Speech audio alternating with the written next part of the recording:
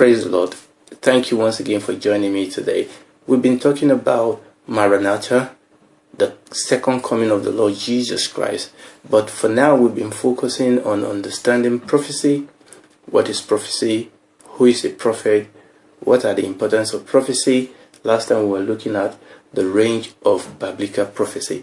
Today, I want to focus on the book of Daniel. Now, we are not going to do an exposition of end time prophecy or event in the book of Daniel, but what I want to do is to look at the book of Daniel as an example of the Bible as a book of prophecy. So I'm looking at the book of Daniel just really as an example. We've been mentioning prophet, we've been mentioning prophecy, but I just want to look, it's just a broad stroke, it's just a whips through the book of Daniel to just point out, just as an example, or if you wish, a case study of what we've been talking about prophecy. We have said that prophecy is God giving us the headline of future event before it happens. We said a prophet is God's spokesman. It foretells, speaking to his generation, and it foretells, speaking about future events. We've seen the importance of prophecy. So what I want to do today essentially is to look at the book of Daniel. Again, like I said, we are not doing an exposition. Hopefully, by the grace of God, as we'll begin to talk about specific end time event that the Bible prophesied, we'll be able to come back to the book of Daniel and look at this in much more detail. But like I said, for now, all I want to do is to take the book of Daniel as an example of biblical prophecy. We all know, if you're a Christian and you've been to Sunday school, you will have heard the story of Daniel. Who will not remember the story of Daniel and the three Hebrew children that refused to eat the king's meal, and they looked better than all the other people that were eating the king's meal? What about Daniel in the lion's den? Praise the Lord. Those were the story we were told as children growing up in Sunday school, how God delivered Daniel from the lion's den. What about his friend Shadrach, Meshach, and Abednego when they were thrown into the fiery furnace, and there was that third man in the fire with them? And like Nebuchadnezzar said, his appearance was the appearance of the Son of God. Now, we've read all this big story, isn't it, in the book of Daniel. But the book of Daniel didn't just contain these historical events. So in the book of Daniel, you have history, but quite a significant part of the book of Daniel is prophetic. And remember what I said, what I'm trying to do here is not to give us the detail of what happened. It's also really for us to have a case study of the Bible as a book of prophecy. So we have the book of Daniel, the book that gives us great history. Babylon, Nebuchadnezzar, and all this story that I've mentioned about the things that these children did for God, their testimony in a land in which they were exiled, because Daniel and his three friends were taken as prisoners. They were prisoners of war. In those days when all these war happens and all this world power overcomes cities, they take prisoners. And in this case, Nebuchadnezzar of the Babylonian kingdom invaded Israel, and he took from Israel all these young people that were learned, people that were of the royal blood. He took them to Babylon so that he can employ them in his service. Okay, historical background. So Daniel and his three friends were Jewish. They were taken. They were Hebrew children. They were taken as slaves. They belonged to the royal blood. They were taken as slaves into Babylon, and the king put them in charge of mentors and teachers to teach them the way of the Chaldeans. And you remember what the Bible says. The Bible says that when Nebuchadnezzar brought them out, he found Daniel, Meshach, Shadrach, and Abednego he found them 10 times better than the rest, because these children, they've proposed in their heart that they are not going to defile themselves by the king's meal. But that's not what we are dealing with today, not the historical. But what I'm saying is that you need to understand, praise God, that quite a significant part of this book is talking about future events. I mean, some of these events were near events that happened even in Daniel's lifetime.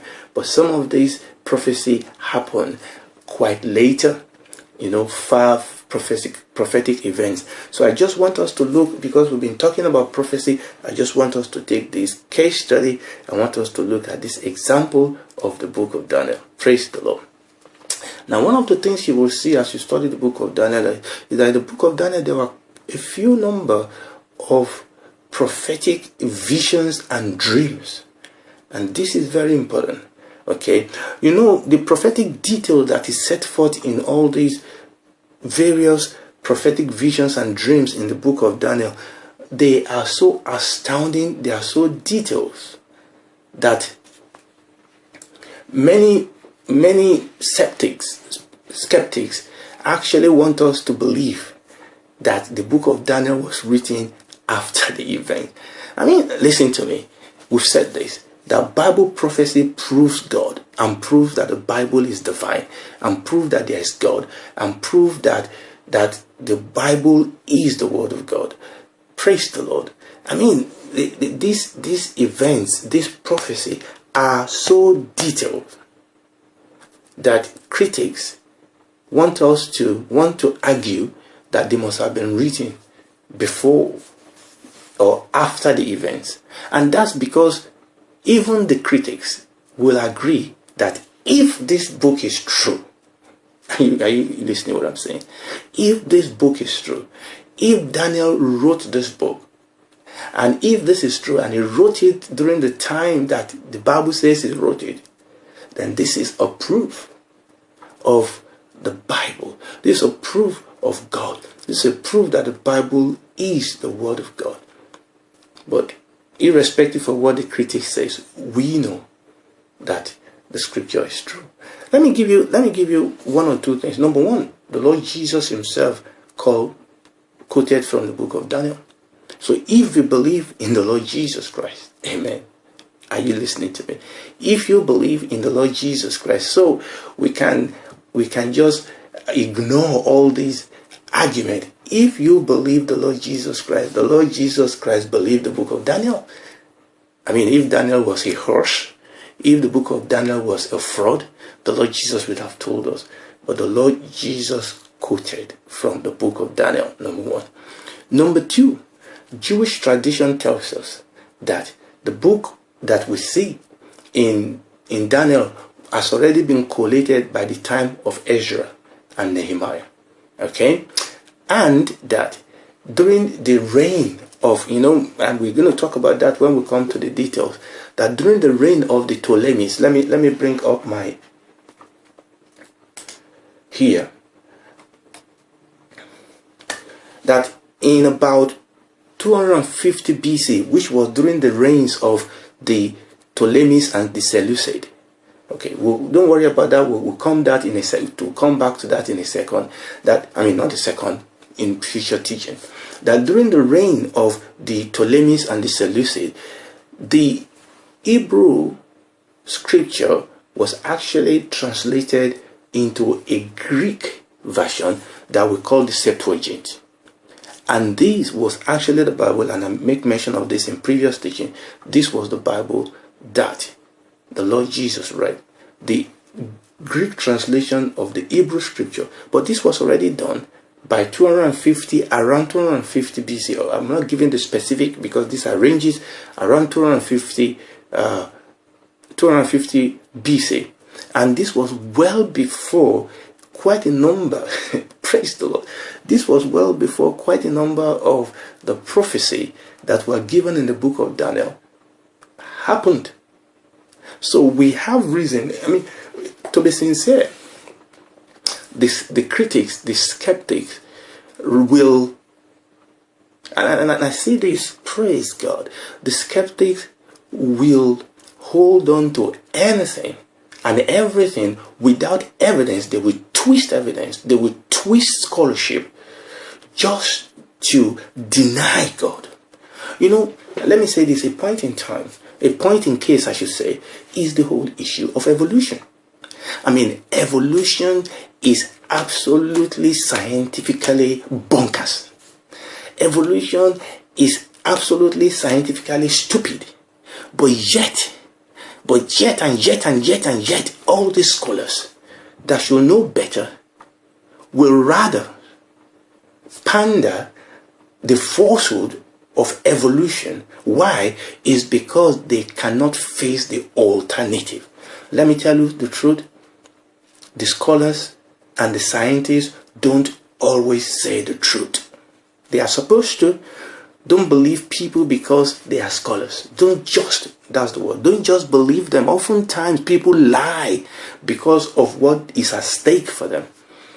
Evolution is scientifically impossible. Now, I'm not talking about evolution today, but I'm just going somewhere.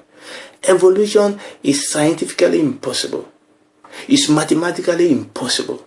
Both scholars and so-called learned people, so-called scientists, there's nothing scientific about evolution.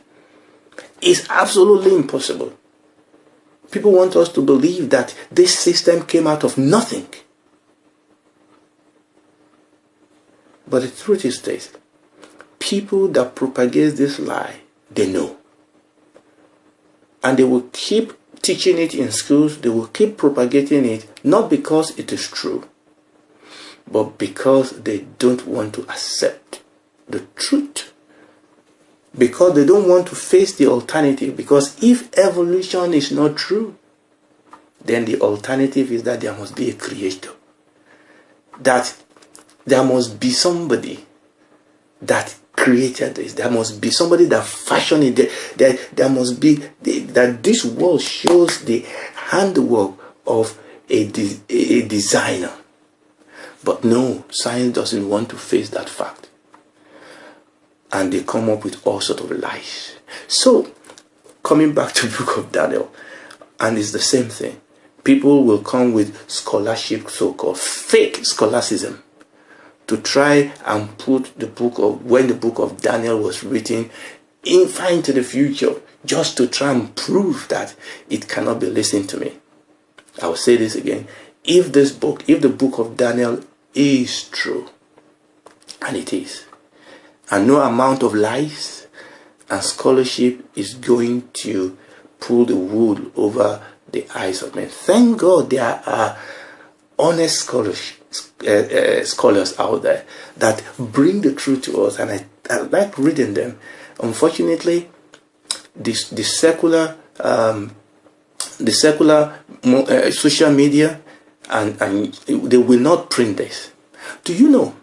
I mean, let me talk about it. Most of us knows about John Newton. I mean, we know about John Newton, don't we? And we know about what he did as a scientist. Okay, he's known for his advancement in scientific thought. Sir Isaac Newton. We know about his scientific exploit, but how many of us have been told about his interest in biblical prophecy? How many of us have been told about that? That this man has interest in apocalyptic prophecy. In fact, a book was published after his death that he wrote, that he titled Observations upon the Prophecies of Daniel and the Apocalypse of St. John. So Isaac Newton wrote a book on the book of Daniel and the book of John, Revelation of John. Isaac Newton was interested. He was a scientist. You know, people want us to believe that if you're a Christian, you must have checked out your brain somewhere. There are great scientists.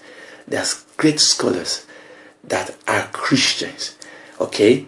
Because, let me tell you something. No man, no woman that is honest will reject the Bible based on intellectual reason. Now, you can reject the Bible because you don't want it. That is your decision. But no honest individual will reject the scripture purely based on intellectual reason. It is more reasonable to believe the scripture than to believe the lies that many of these so-called scholars are pushing and peddling.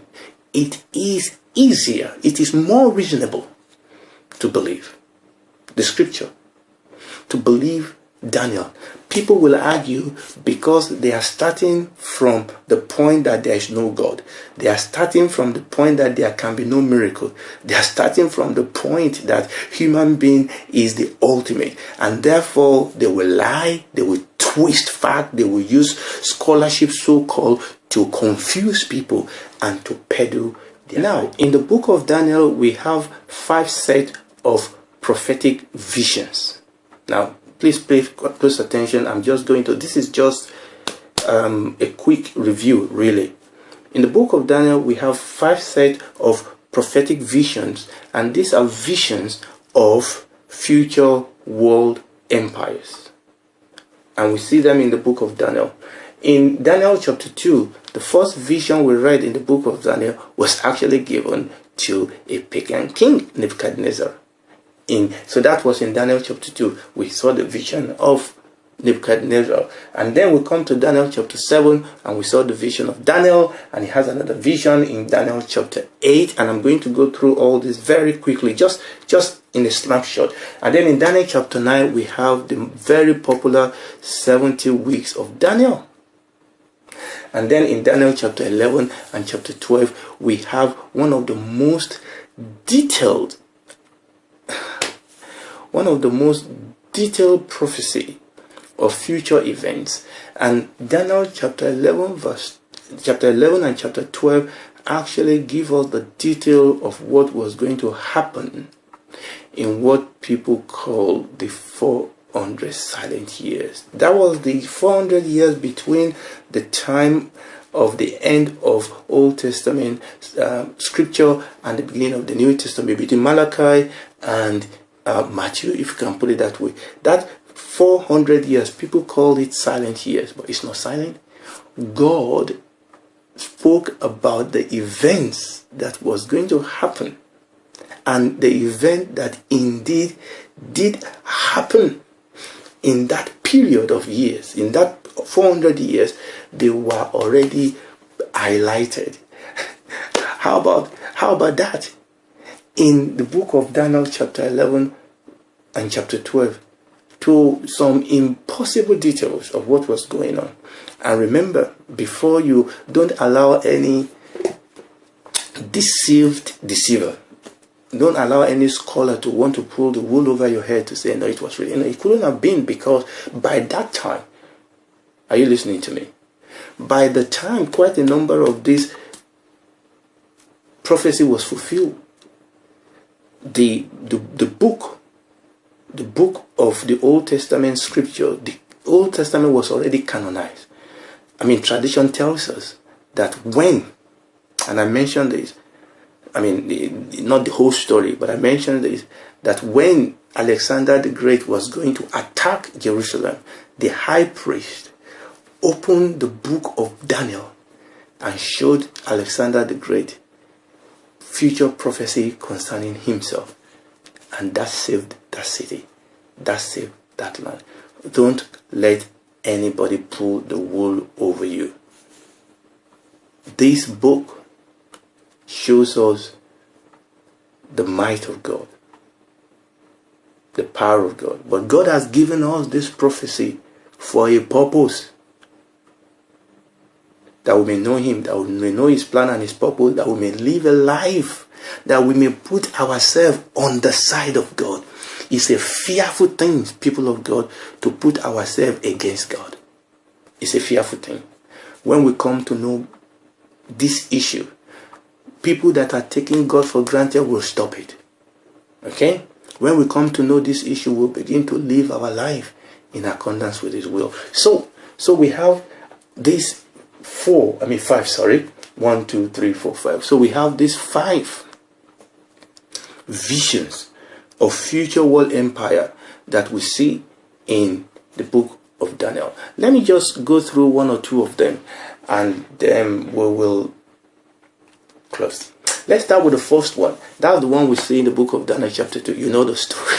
Nebuchadnezzar had a dream, and he asked his enchanters and his wise men to tell him the dream and tell him the interpretation. Of course, they couldn't do it, and he was going to kill all of them. Long story short, Daniel told him his dream. Now, I'm going to start reading. Pardon me, I'm going to read a long one, but it's good to read. So, Daniel chapter 2, I'm reading from verse from verse 31. Daniel chapter 2, from verse 31. Thou, O king, sawest, and behold, a great image. This great image, whose brightness was excellent, stood before thee. The form thereof was terrible. This image head was of fine gold, his breast and his arm was of silver, his belly and his thigh of brass, his leg of iron, his feet part of iron and part of clay. Thou sawest still a stone that was cut out without hand, which smote the image upon his feet that were of iron and clay, and brake them into pieces. Then was the iron and the clay, the brass, the silver, and the gold broken into pieces together, and became like the shaft of the summer threshing floor, and the wind carried them away, that no place was found for them. And the stone that smote the image became a great mountain and filled the whole earth. Praise the Lord. So Daniel gave Nebuchadnezzar his dream, but he then went on to interpret the dream. Praise the Lord. And essentially, we're not going to go into it. God has given in a dream to Nebuchadnezzar, a pagan king. God has given him a dream of future world event. God has given him the dream of future world empire. Because these are the empire that are going to impact upon the nation of Israel, and are going to impact upon the plan and the purposes of God. History is working out God's purpose. And one after the other, that Daniel gave this interpretation, and he told Nebuchadnezzar, I said, O king, you are the head of gold. Babylon was the head of gold. And after Babylon came the Medo-Persia. After Medo-Persia came the Greece. After Greece came the Roman. And then we are now living in the era of the toes. The toe of iron and clay. And you can see how God actually gave the event before they happen. And remember, it's not about the events.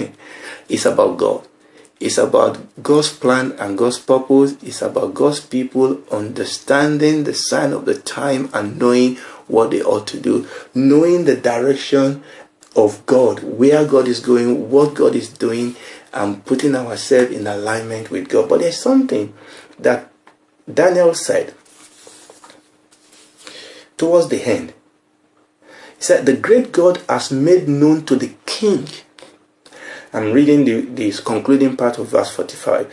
The great God has made known to the king what shall come to pass hereafter. Are you listening to this?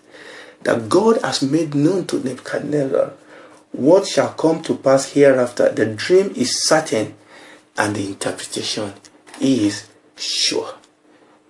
Daniel said, look, listen, God has shown you the things that are going to happen hereafter. Before Daniel gave the dream to the king, let me show you something.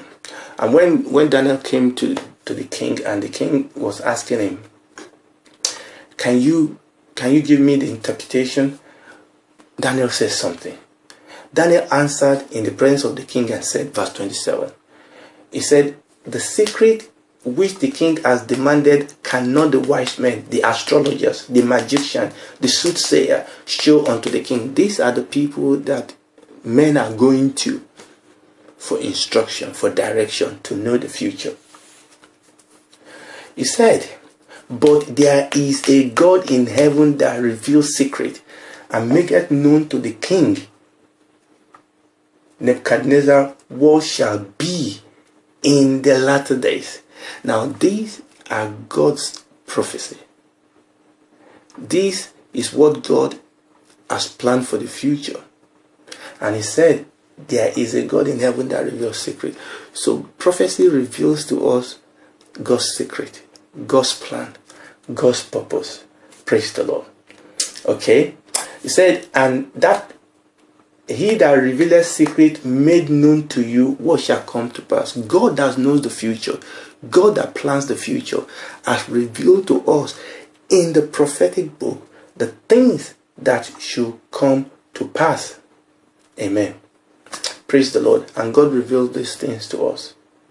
Praise the Lord. Now let me go on to the second one very, very quickly. Daniel chapter 7. These words in Daniel chapter 7, we now have Daniel himself actually having a dream. And in this dream, the Lord showed Daniel the picture of various beasts. Okay? And essentially, and what you will see with a lot of things as we will study this is that one vision builds on another vision. So in the vision of Nebuchadnezzar, the Lord used the strength of all sorts of metals. Okay? The gold, the silver, the bronze, the iron, the clay. Well, clay is not metal. Alright? And here, in Daniel chapter 4, absolutely exactly the same vision really, but God is showing us different characteristics of this future world power, world empire. And that was what we were seeing in the book of Daniel chapter 7. In verse 15, okay, when after Daniel have seen, I'm in Daniel chapter 7 now. In verse 15, I, Daniel, was grieved in my spirit in the midst of my body, and the vision of my head troubled me. I came near unto one of them, that's the man, that stood by, and asked him the truth of all these things. God wants to show us the truth of all these things. Okay? So he told me, and made known to me, the interpretation of this. And these interpretations are not private. God will show us the interpretation of these things. He told me and made me know the interpretation of these things. He said, these great beasts, which are four kings, which shall arise out of the earth. But the saint of the Most High shall take the kingdom and possess the kingdom forever, even forever and ever. They gave him the interpretation. We are going to come back to talking about how to interpret this prophecy. But we are just looking at the book of Daniel as a case study of prophecy. Let's move on quickly and we go on to chapter 8. In chapter 8, again, God is building on the vision of the future that was given to both Nebuchadnezzar and the first one that was given to Daniel. But this time around, it was focused only on two of the four kingdoms that we have in two previous visions. Again, God gave Daniel more explanation, more information about the things that was going to happen in the future. And again, Daniel asked for interpretation of this vision, and God gave it to him. Verse 15 of Daniel chapter 8. And it came to pass, when even I, Daniel, had seen the vision and sought for the meaning, then behold, there stood before me as the appearance of a man, and I heard a man's voice between the banks of Ulai, which called himself Gabriel, make this man to understand the vision. Amen. The Lord will help us to understand the vision so that we can worship God, so that we can live a life that is true, that we will live a life that give glory to God. Praise the Lord. And he said, show him the vision. Make this man to understand the vision. So he came near where I stood.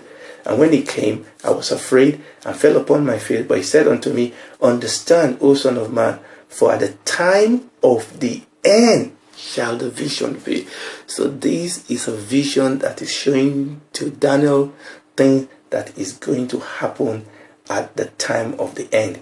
Now, as he was speaking to me, I was in a deep sleep on my face towards the ground. But he touched me and set me upright. And he said, behold, I will make thee know what shall be in the last end of the indignation. For at the time appointed, the end shall be. So God was revealing to Daniel things that was going to happen in the end of time. And then we go to Daniel chapter 9. Okay, and we all know this story. Daniel chapter 9, that was when Daniel understood by the book that the number of years that Jeremiah prophesied was being accomplished, that Israel was going to be in exile for 70 years. And Daniel started praying. Obviously, you know all the story. But at the end of that chapter was a vision, okay, that was given to Daniel, which we call the 70 weeks of Daniel. Now, I'm not going to go into this today, okay, because we don't have the time. But I just want to see you to see that here. Let me read this. Verse 25. Knowing therefore and understand that from the going forth of the commandment to restore and to build Jerusalem unto the Messiah the Prince shall be 77 weeks and 62 weeks. That's 69 weeks. So here, God was given Daniel specific, and we mentioned this in previous teaching, specific details of the timeline between the time when there, let me read that again, timeline between when there was the commandment to restore and to build Jerusalem to the coming of Messiah.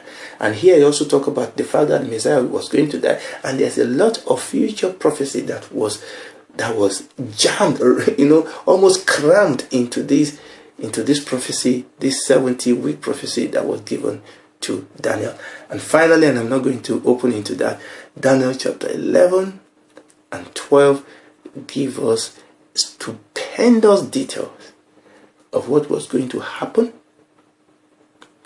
during the period of the 400 years between the end of Daniel and the beginning of the New Testament. What we call silent years. Those years were silent, not because not because we don't know what was going to happen, not because the Bible didn't tell us what was going to happen during those periods, but they were silent because there was no prophet. They were silent because God was not actively speaking during those 400 years. It was dark. But in Daniel chapter 11 and chapter 12, God gave us the headline ahead. And I'm going to stop here. Why does God tell us about the future? It's not to tantalize our ego. It's for us to know that God is God. For us to put ourselves in alignment with God, to be on the side of God, not to pitch ourselves against Him. For us to be able to live a life that glorifies God, and for us to get prepared for the end of the time, because He comes. He's coming back for His own. He's coming for those that is ready for Him, and He's coming to judge the earth. He's coming to judge sin. He's coming to judge men's rebellion. And God is telling us this so that we will know the manner of people that we ought to be, so that we can prepare our heart and be ready for Him. Thank you for joining me once again today. God bless you.